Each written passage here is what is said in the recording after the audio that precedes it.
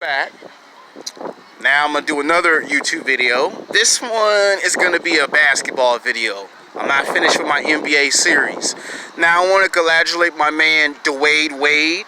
He's been in the NBA for a long time. He's played about 14, 15 years of professional basketball. He's won 3 NBA championships, and he's a great leader of the Miami Heats. So I thought it was time to bring D.Wade into our series and basically do what I do best in my videos. So it's gonna be D.Wade versus who would be a good player to match up D.Wade against? I'm gonna do D.Wade versus J.Kidd. Because the dude D.Wade versus Allen Iverson would not be fair. So I'm gonna do D.Wade versus J.Kidd. These are 2 of the world's greatest basketball players.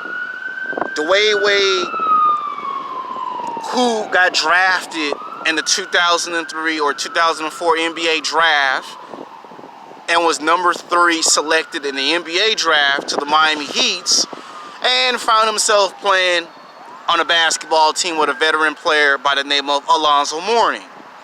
And of course, players like Hugh Haslam, I think Morris Chambers came much later on the Miami Heat's team, but yet you could tell they had some players that would build around D.Wade. Now, coming from Chicago, where he played high school basketball, college basketball, led them to a championship, and now for the Miami Heat, D.Wade showed his talent, where he tried to take a Miami Heat's team to the NBA playoffs and got put out in the first round. And this got the attention of a Shaquille O'Neal, who left the Lakers, come into the Heat and helped Miami win its first championship in its franchise. And D.Wade being its superstar, in the wake of that. Now, right in the middle of him getting into his prime, one of the best games we got to look at is the 2004-2005 NBA season, when it was J.Kidd on those Nets taking on D.Wade and the Miami Heat, where D.Wade dropped 40 points, had 5 blocks, 5 steals, and basically sent the basketball game into overtime. And the way D.Wade came at J.Kidd was beautiful. J.Kidd scored 40 points. And this showed right here that he could play with a top basketball player. They always like to refer to J.Kidd as the second coming of Magic Johnson. Now we're about to talk about who's better and why. Now, it wasn't until later on when D.Wade would face J.Kidd again. This time it wouldn't be in the season. This time it would be in the NBA Finals. 2010 NBA Finals, where D.Wade put up some incredible numbers in the playoffs. I mean, my man D.Wade would put up 30 points in games 1 and 2, turn around and had a 40-point performance in one of those games. Of course, they lost the series, and J.Kidd won his first NBA championship, but it showed that D.Wade could take on someone of that caliber.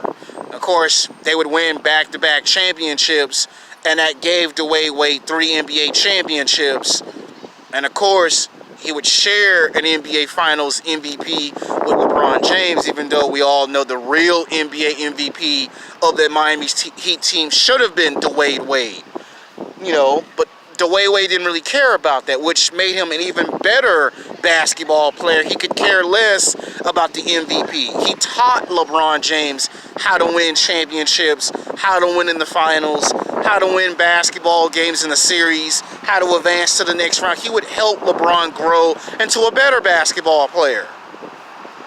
And the fact that their friendship was so strong that later we saw D.Wade go to Cleveland for a season, which was kind of sad to see his knees be messed up, shot.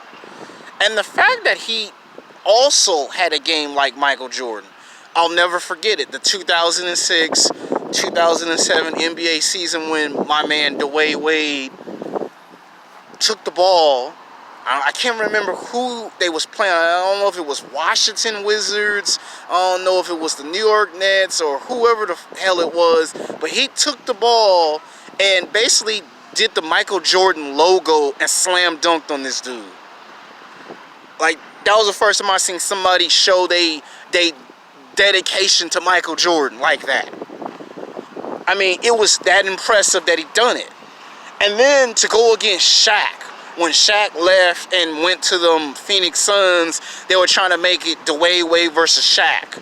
And we all know who won that matchup. D.Wade proved that he could take on Shaq and match Shaq's numbers, which were impressive. This was D.Wade in his prime.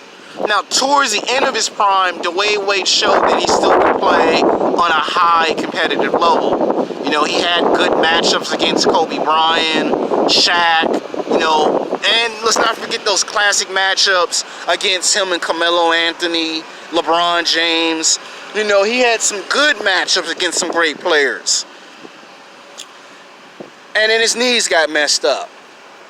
Now, to me, for at least almost 11 or 12 years, you couldn't stop D.Wade. I mean, the way he would take you off the dribble, hit threes on you, slam dunk, block the shot. D.Wade was a force of nature. But towards the end of his career, his knees were badly shot. And it just sucks to see a guy trying to play almost at 40, trying to show that he could still play at a high level. Now, Jason Kidd came in the 1993 or 1994 NBA draft, and I think was selected number 5 or number 6. I'll have to double check that. But he got put in the NBA draft, and he got sent to the Phoenix Suns, where he put up some pretty nice, solid numbers. Got traded. I mean, he was sent to the Dallas Mavericks.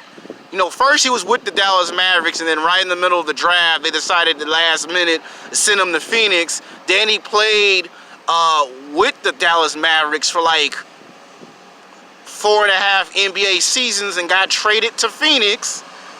Stayed with Phoenix for about 5 years. And then he found himself with the New Jersey Nets, where he took them to the NBA Finals 2 years in a row, which was impressive for Jason Kidd to do. And for him to play without the basketball, it's hard to be a basketball player and not play without a basketball. And Jason Kidd did that his whole entire career. And when he did play with the basketball, he played even better. You know, he can hit three-pointers, he can make layups, you know, he could, you know, have a nice little crossover.